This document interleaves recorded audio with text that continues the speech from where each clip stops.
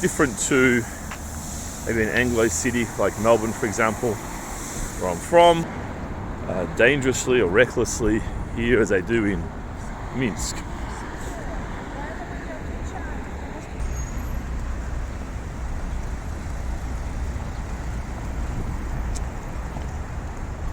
The Russians.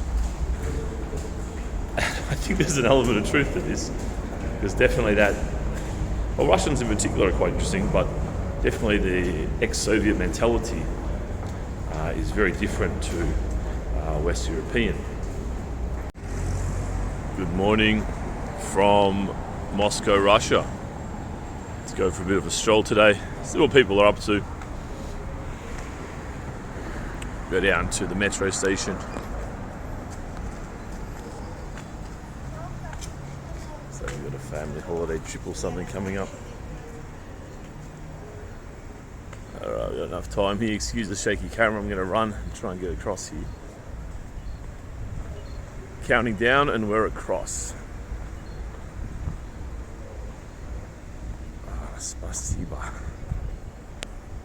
So that was a little bit rough. Young lady taking her 2 boxes for a walk this morning.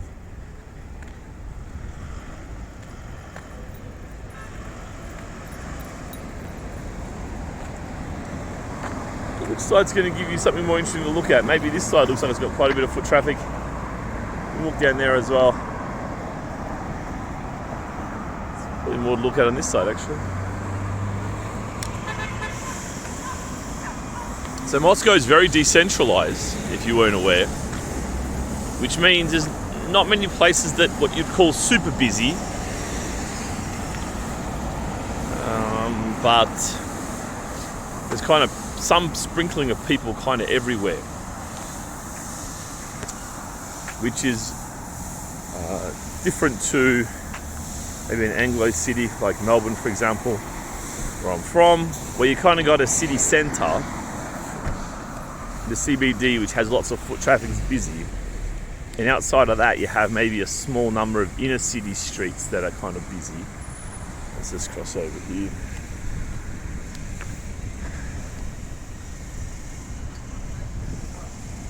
And then most of the places is kind of empty, aside from a couple of sizable shopping centres. Everyone else is either in a car or at home.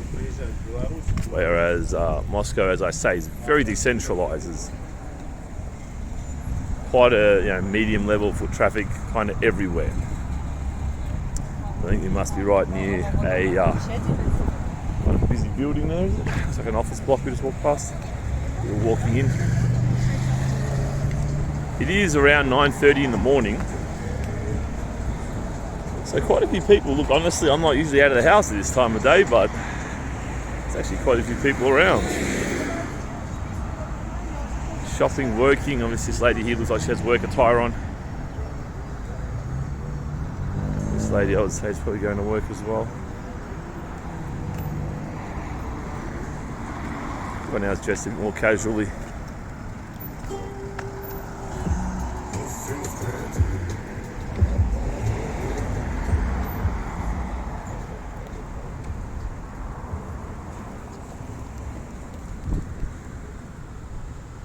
Familiar word, apteka, if you live in this part of the world. Of course means pharmacy. Flowers, pretty big business in this part of the world. Well, they're probably not as big as Belarus, to be fair. But nonetheless, they're around in some decent quantity. And of course, everyone's favourite topic, the e-scooter. I'm kind of blown away at just how popular these things are. And I can't believe how many people you see with injuries from this. Busted wrists, busted forearms, grazing. Just the sheer volume of bandages really is quite remarkable. In Belarus, these scooters are also very popular, but you just don't see the wounds that you see here. It's really quite bizarre.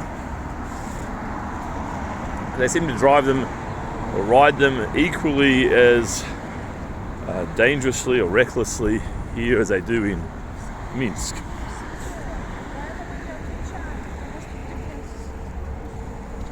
So as I say, very decentralized. You never Like, you can always get on the train, for example. There's very few bottlenecks. Of course, you're kind of touristy areas.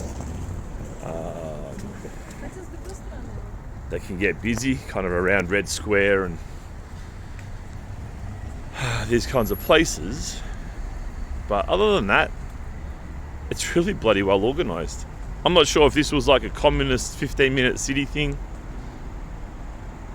or whether it's just a function of how good the metro system is, so things don't need to be centralised. When you got a good metro, and you see this in London and New York, maybe New York to a lesser extent, but definitely London, you see that if the metro works really well, that property prices kind of equalise. So you might have your super expensive areas, but then people are like, look, if I can get to Metro 4 stops and the Metro runs every 2 minutes, I can save 30% of my apartment, I'll move, right?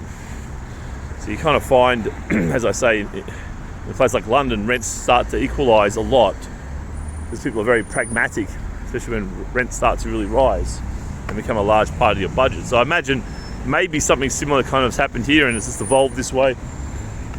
And the same maybe applies for businesses and rents and so forth. Just a guess. All right, we've got green here. Let's get across.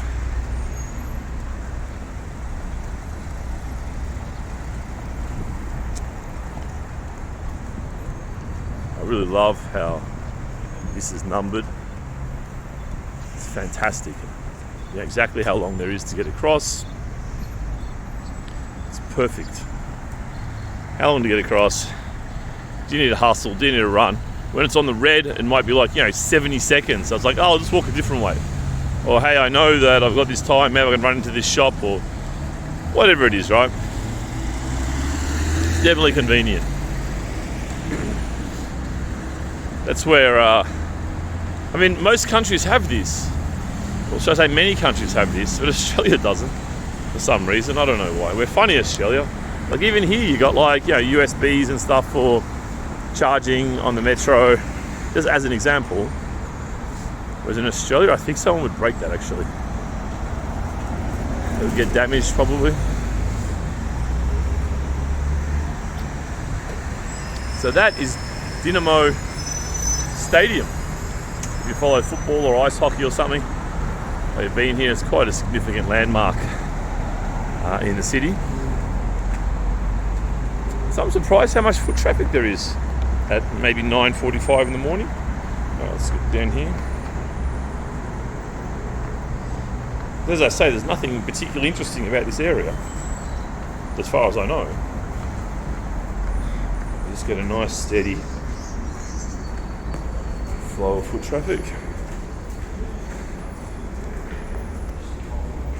I remember hearing years ago a fairly famous saying, well, I believe it's famous, that the most interesting thing inside of Moscow or inside of Russia are the Russians.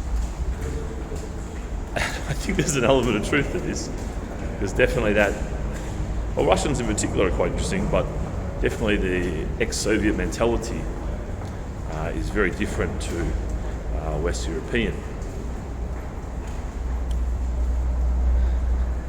Although that's changing on some level. Although, they're becoming more westernized and sensitive here, although not that much, but a little bit. But of course in the West we're also moving to be more and more sensitive as well. So it's a bit of a race to the bottom, or race to the top, depending how you view it. I've never heard race to the top being used. But race to the bottom, I guess that's just a race. You can see the exchange rate there, 91.77. 91.77 says dollar is USA. So 91.77 Russian ruble to $1 US. That's the time of doing this. US dollar is very strong. Markets are scared of the future. At the moment, everyone's scared of potential recession coming. So, US dollar is doing very well against all currencies. It's definitely it tends to trade at a certain range with the Australian dollar, and it's definitely at the top of that range at the moment. this is true.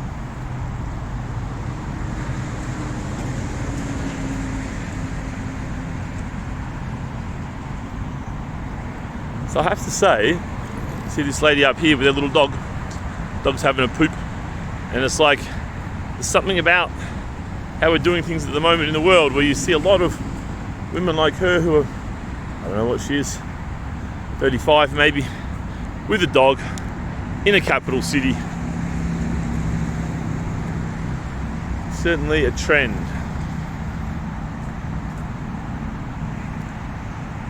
There's a couple of stations. What you find with a lot of stations here is that there's a couple of lines that are joined together. And this is one of them. You've got two, one on the green, light green, one on the grey line. So you can pick your entrance point. But given it's fairly busy, there's a few around, maybe we'll keep walking. I was just going to go to the station, but there's a few people around. It's interesting. I wonder where they're going, because in there is just a park. There must be some kind of, given the volume, some kind of office at the end of it. I can't imagine what this would be like at 8 o'clock in the morning. If I'm ever motivated to get up at that time, I'll do a video, but I have to be honest, the likelihood of that is fairly low. I'll show you the metro here. I'm not sure how many lines there are. It's not that many lines, maybe 15 or 20. And then they often end up, looks like a bit of a mess, right? Whenever you see this kind of a map, a Tokyo or a London, New York, whatever, it looks like a big blob of spaghetti, but there's probably only 15 lines maybe not even that. So they're well organised, they overlap each other a lot, and it's really easy to connect. Like if you just want to go anywhere that's relatively central, there'll be multiple avenues to get there, you know. So I'll work out, okay, which one's the fastest, because on every line,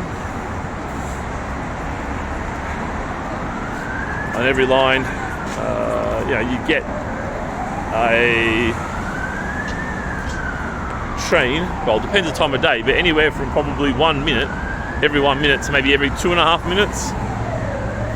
Maybe it's an exception really late at night. In Minsk, that can definitely happen.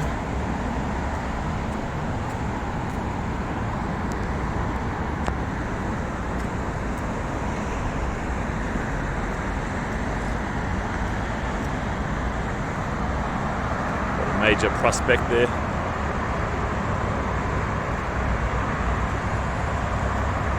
But yeah, coming from an Anglo city like I do, we kind of have these problems.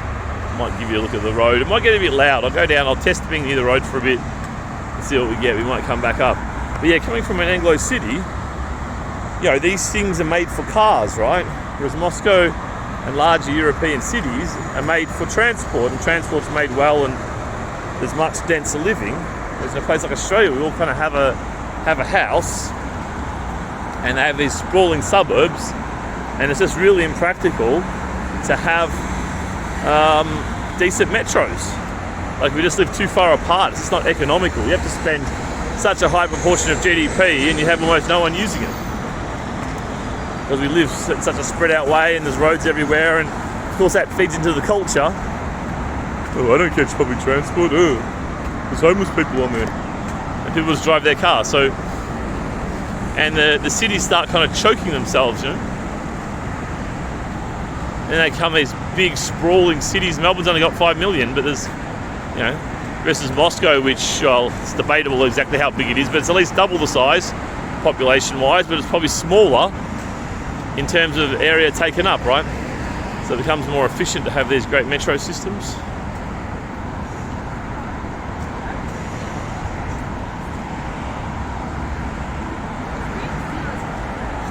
And I guess it helps to clear the roads a little bit. As I say, this is a major road here and not too busy. It's the first scooter we've seen. You can see they kind of skip through at a good rate. Although around here it's kind of safe, right? It's nice and wide. I think you can just scoot along here, but in other areas where it's only like maybe 2 meters of width in terms of the footpath, you can can see it's a little bit dangerous when they're whizzing in and out. All you got to do is, be talking in an animated way and fling your arm out, and then you collect them. You can see this happening quite easily.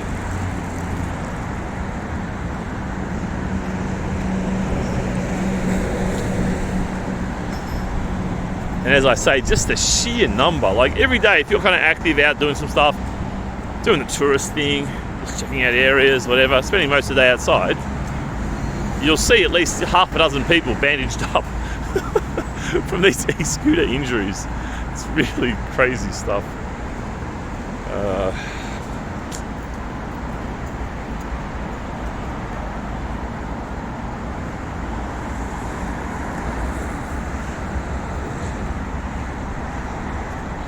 Alright, so this is quite a famous park here. What I'll do is I'll get on the metro. So you guys are welcome to join me. Let me try to get out my ticket. It's always a bit of a challenge with the phone, getting one's ticket out of one's pocket while managing the telephone.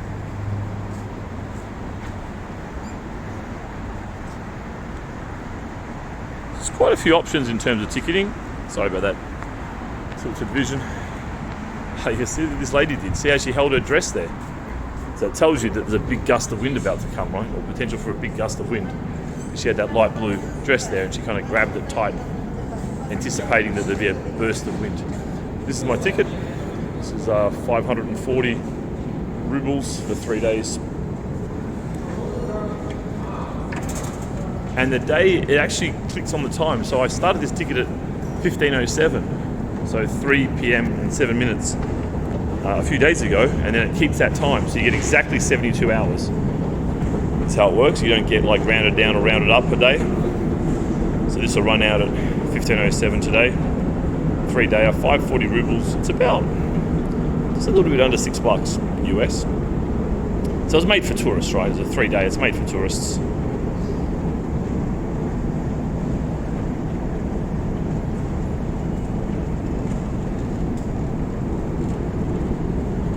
I think the longer, like the 30-day ones, I think they're closer to maybe $1 something per day. I mean, if you're active in getting around, it's a good deal. And as I say, it's very, very efficient. I'm pretty sure it includes all modes of transport as well, not just the train metro system.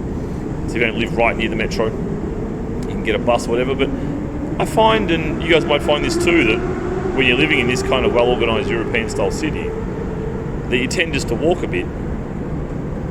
Like you don't mind walking 20 minutes to the station or whatever. It just kind of, you just get used to getting the miles in the legs. I mean, obviously I'm more on the tourist trail at the moment, so I'm etching out hours per day walking.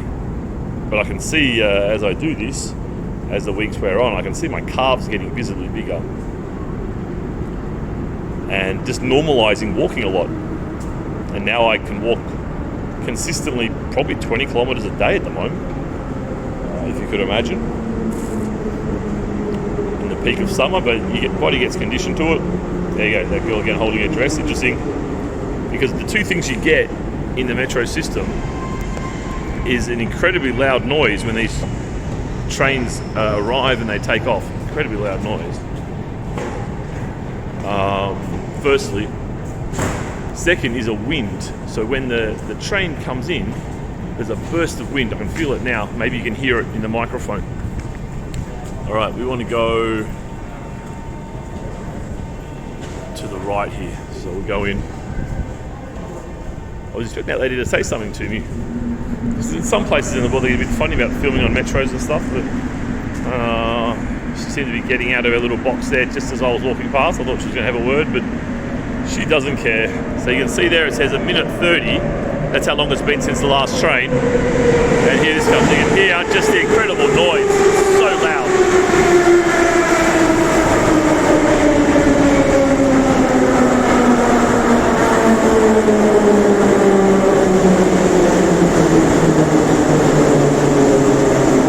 And this one's an older style train. There's quite a few generations of trains floating around.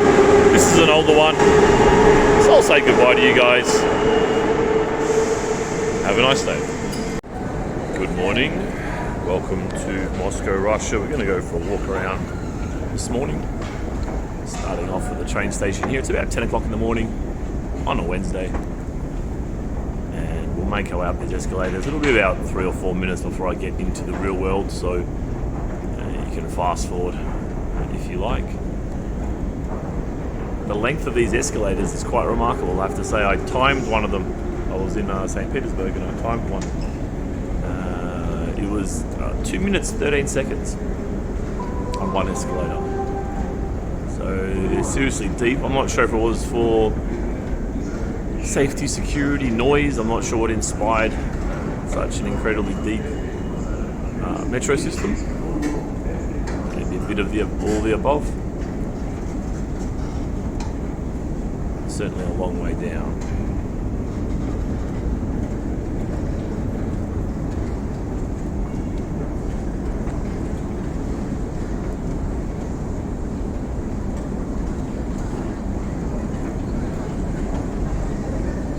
We're kind of in the inner north area, not far from Patriarch Ponds. There'll be a McDonald's nearby, which people still call McDonald's, by the way. It's branded as Vkusna I Tochka,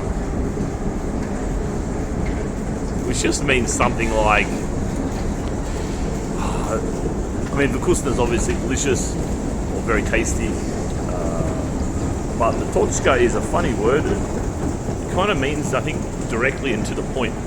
So kind of efficient, I guess you'd almost translate that to, if you're trying to make sense of it in English, because the direct translation kind of doesn't really work. I think that's kind of what they mean.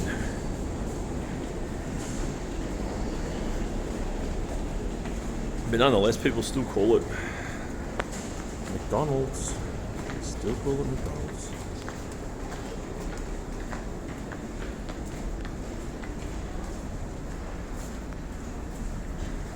Just got to be careful with these things. They're potentially very rapid with the swings that they have.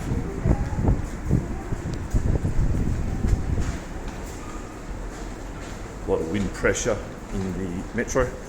Sometimes those doors can fling. And if you're not paying attention, you end up with a broken snozzer. Here we go, it's actually a bit lighter, sooner than I thought. So let's go up here and have a wander. What are Moscovians doing at 10 a.m. on a Wednesday morning? I think a great thing about Moscow is that it's very decentralized. So wherever you go, there's something happening, but not too much, you know. A lot of bottlenecks and so forth.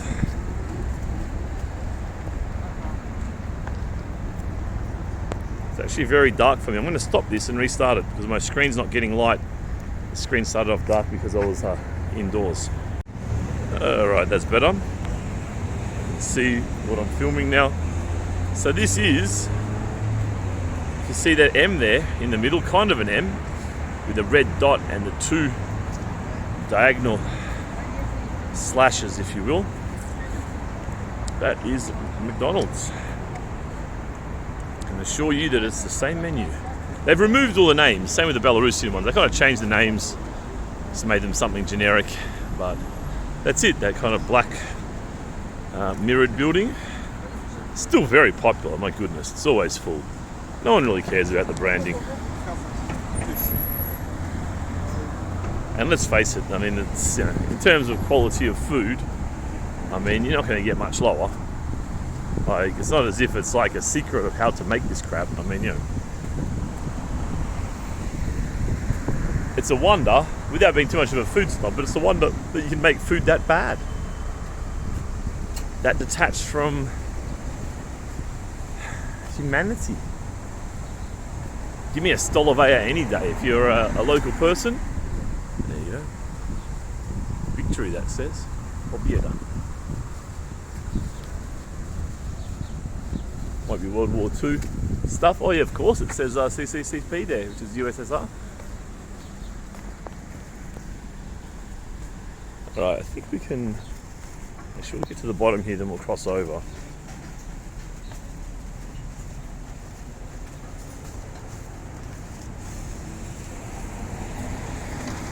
interested in filming in Moscow because you never quite get a sense of how Moscovians will respond to you. And I thought that I might get told off for filming somewhere. And I'll just kind of like, push the boundaries a bit and see where I can go. But no one gives a shit, I have to say. People will stare at you like, what are you doing? Some people will wave at the camera. You get that everywhere. Wherever you film in the world. West, east, even more kind of shyer, conservative places like Asia. People will still wave at you if you have a camera. It's quite common.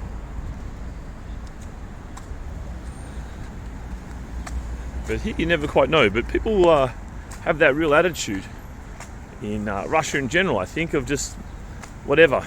You do what you're doing, I'll do what I'm doing. Just don't interfere with each other. That's a general feel of it. And people don't really want to interfere because you don't know how the party might respond. So people are just like, whatever. Just let people do what they're going to do. It's a classic old little Soviet garden here. People love sitting. It's definitely... the park thing definitely won its way into the culture. People will just sit up here, sometimes for a long time, sometimes reading their books, more often on their phones, meeting a friend. Let's see, there's a mixture of all those in a row there, meeting with some friends, just relaxing for half an hour. I guess a lot of people don't really have gardens, right? If you live in a little crammed apartment, maybe it's some kind of modified apartment where you only have a room for a single bed and maybe a share kitchen or something. You got this shared backyard, I guess, in effect. Shared backyard being the gardens / parks.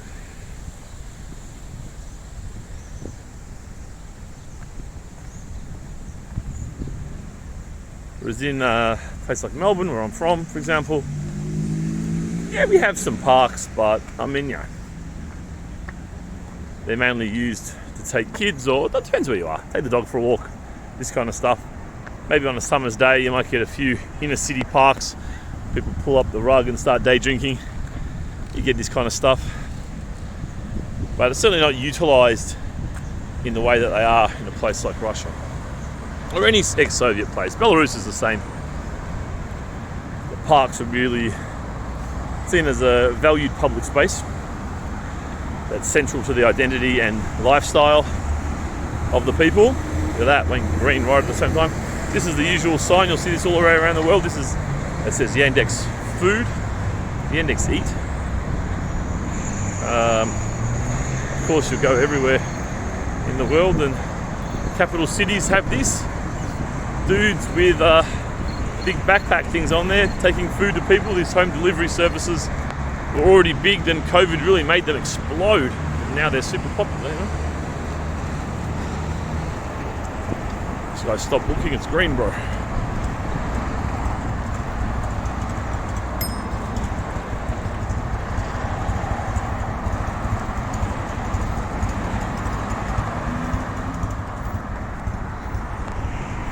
So I'm curious what we'll see. I'm not sure if there'll be much happening down here. Let's have a little bit of a peek down. It's hard to see because the truck's in the way. So have a bit of a look there. See what we can find. If there's much foot traffic or much that's open. These guys are doing something. I wonder what they're doing. Let's follow this up. Looks like they're fixing something. This guy's got some new cement. Patching up the cement job there. Alright, we continue.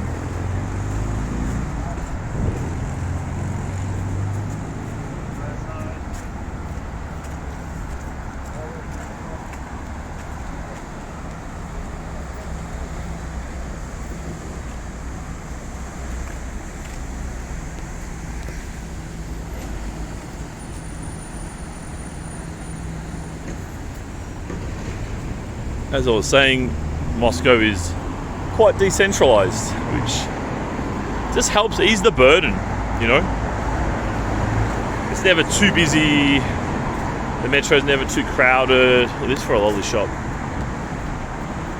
Check that out. Metro's never too crowded.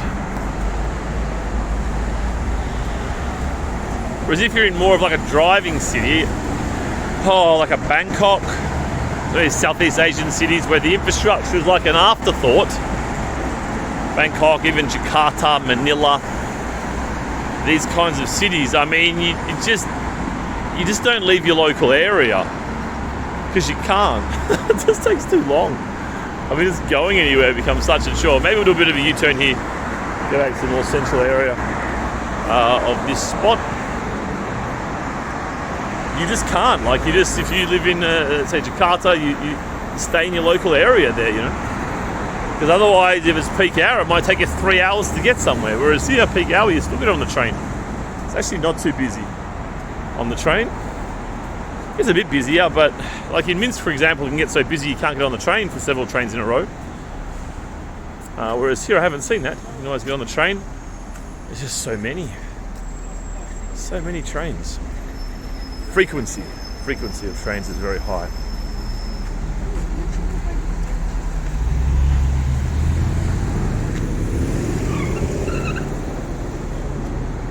That was a very typical Russian experience. Typically when you're crossing, people are, a very European thing where they, well, not just European, many cultures where the car stops for the pedestrian, but that a couple of more expensive cars, they tend not to abide by the social rules in this kind of culture is what you see. They just kind of pushed through and didn't let me cross.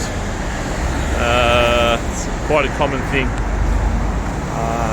a country like Russia. The rules kind of don't apply. Let's go down into the metro tunnel here and come out at a different exit. So try not to fall over.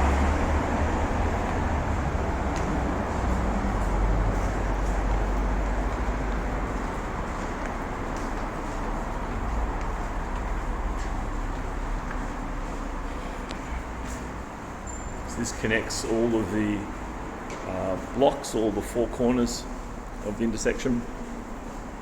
Nice efficient way to get side to side. Don't have to wait for the traffic. Of course, if it's raining or obviously snowing, if it's snowing, you can go under here. You don't have to face what's out above. Of course, it's the middle of summer at the moment, so there's no concerns about that. That was a Romeo and Juliet advertisement. Let's just wait for a second, see if it comes back again. Give it 2 seconds. Okay, we won't worry about it. Looks like there's a Romeo and Juliet playing at the moment, which is kind of cool. Kind of very cool.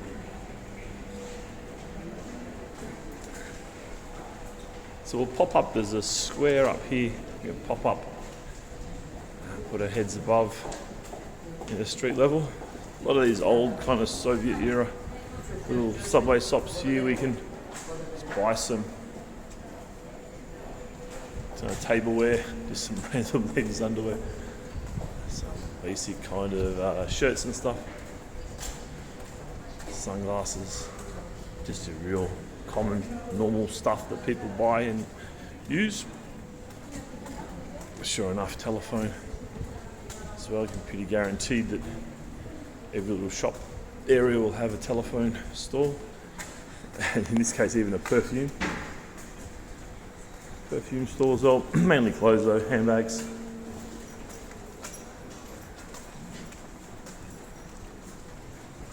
An IT kind of shop there. Another shoe shop, more glasses. So you can see it's pretty predictable offering of just normal consumer goods. So we can go up this one. Let's go up this one first.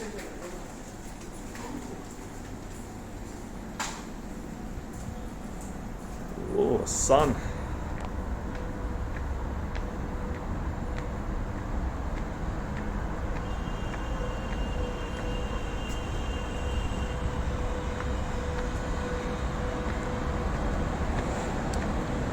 Again, you kind of got the square here, and well used, yeah? People sitting around, chill. This guy's doing a bit of filming of something. Fairly typical, so there's a theatre there. Moskovsky Theatre.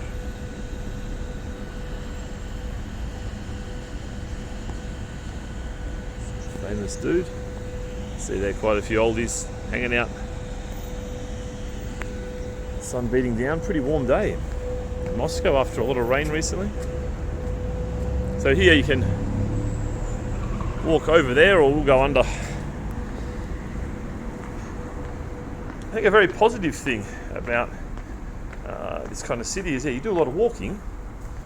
It's just part of lifestyle is to walk. So you build up a little bit of resilience in the legs, strength and resilience, stamina in the legs, and also going up and down those stairs all the time. You kind of do your lunges as you go up the stairs. You really give yourself a good little workout there. Whereas, Anglo countries, people often walk out, get in the car, drive it, get out of the car, and they're really doing very little. And you really get a lot of skinny fat people in the West who have very little muscle tone, but a lot of fat because they just eat too much. Whereas here you don't get as much obesity. You do a little bit.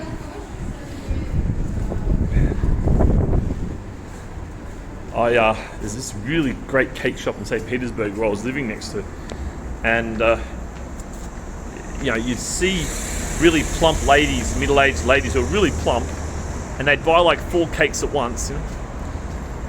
And they're examples of maybe getting quite overweight, but typically not really. And it's a mixture of the fact that food costs money. Whereas in the West, we're just like, we've been tempted by advertisers and so forth to want to eat a lot of food, and portions get bigger and bigger, trying to represent more value in consumers' minds. Before you know it, half the population is grossly overweight from excess calorie consumption, right? Whereas here, as I say, partly the cost involved, partly the cost of food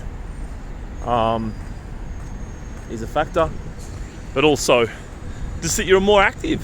You're much more active in a place like this. Just that extra 45 minutes a day of walking that the average Westerner doesn't have, unless they deliberately go for a walk, deliberately go for a run. And there is this kind of trend moving in, like we've kind of, I think, peaked as an unhealthy society. We're kind of coming back down again now. We're thinking more about our diets in the West. For the first time in Australia, the obesity data that came out, I think it comes out with the census every 5 years, and for the first time, obesity actually went down in Australia. It's still remarkably high, but at least as measured by BMI, which is not the best measure, but it's something useful, it actually went down a little bit. So I think as Westerners, we're kind of having a reaction to overeating and under-exercising. More people going for runs, for walks, joining gyms and so forth. Whereas in a big city, European-style city like this, you just kind of get the exercise as just part of going about your day. Again, up and down stairs.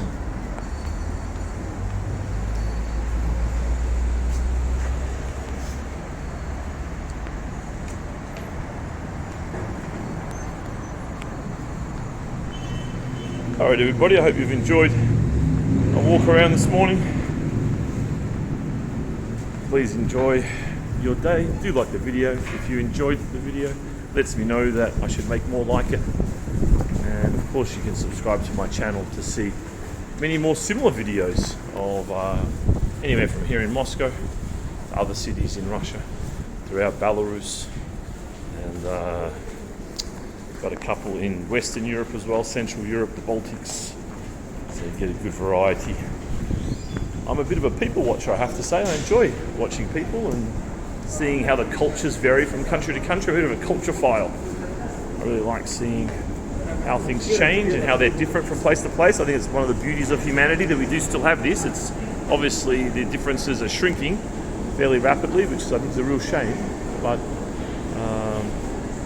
nonetheless, we still have a lot of differences, and the world's still a very interesting place, which maybe it won't be as interesting in 50 years' time. Sorry for the tilted camera there. I'm just getting out my Metro card.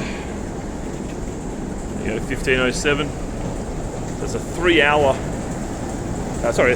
card. A 3-day card for 540 rubles, which sounds a lot, but the exchange rate's 90 or 92 to 1 at the moment. The dollar's been surging a bit as people wait for the bottom of the monetary cycle so they can start selling their dollars and buying other currencies and more shares and crypto and so forth. People preempting this quote-unquote pivot in monetary policy. Already maybe happening in some countries. I think China's already expanding its money supply, so global money supply is not necessarily shrinking, even though the USA money supply is shrinking at the moment. But anyway, enough economics. About 90 to 1, so it's around $6 for a 3-day pass. Of course, that's like a touristy price, you know. I think the longer term ones are $1.50 a day for like a month, and it includes all modes of transport. How good is that? It includes all modes of transport. Thank you. I'll enjoy my buses and my trains. Of course, on the walking thing, it's easy enough to walk when it's fairly warm. You know, at the moment it's peak summer, so it's not sure what it'll be today, maybe 25. There were some colder days just previously, but like 16, 18, 20. But I believe looking into the 30s as well here. But of course, as I say, a lot of the year, I mean, you still have to get around, right? You've got to go to work, you're still going to meet your friends, do stuff, etc., etc. But obviously, you're not going to do much more than you have to. You're not going to sit in the park when it's snowing, for example. All right, this is my train, peeps.